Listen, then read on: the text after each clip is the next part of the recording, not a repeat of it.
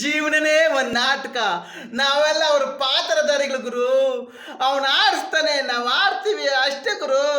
ಆಮೇಲೆ ಎಲ್ಲ ಒಂದಲ್ಲ ಒಂದು ದಿವಸ ಬಿಟ್ಟಾಗದೆ ಗುರು. ನಿಜವಾಗ್ಲು ಗುರು, ಇವನು ಯಾವನು ಗುರು ತಿಕ್ಕಲನ ಮಗ ಅಂತೀರಿ. ನಾನು ನಿಜವಾಗ್ಲು ಓಪನ್ ಆಗಿ ಮಾಡಿ ಹೇಳ್ತಿದ್ದೀನಿ ಗುರು. ಸತ್ತೋದಾಗ ಏನು ಹೊತ್ಕೊಂಡೋಗಲ್ಲ ಗುರು, ಎಲ್ಲ ಬಿಟ್ಟೋಗದೆ ಗುರು. ನಿಜವಾಗ್ಲು ಇಷ್ಟು ಕೋಟಿ ಕೋಟಿ ದುಡ್ಡು ಇಕ್ಕೊಂಡ್ರೆ ಏನು ಪ್ರಯೋಜನ ಗುರು? ತಿನ್ನೋದು 100 ರೂಪಾಯಿ ಊಟಕ್ಕೋಸ್ಕರ ಕೋಟಿ ಕಂಡು ಏನು ಪ್ರಯೋಜನ ಗುರು? ಇರತಕ್ಕ ನೆಮ್ಮದಿ ಹೋದ್ಮೇಲೆ ಎಲ್ಲ ಖಾಲಿನೇ ಗುರು. ಒಂದು ಲೈಕ್ ಕೊಟ್ಟು ಒಂದು ಫಾಲೋ ಮಾಡಿರಿ ಗುರು. ನನ್ನಂಗಿರಿ ಗುರು. ನಿಜವಾಗ್ಲು ನನಗೆ ಆಸ್ತಿ ಅಂತಸ್ತು ದುಡ್ಡು ಏನು ಬೇಡ ಗುರು. ಇರತಕ್ಕ ಸ್ವಲ್ಪ ಸಾಕು ಗುರು.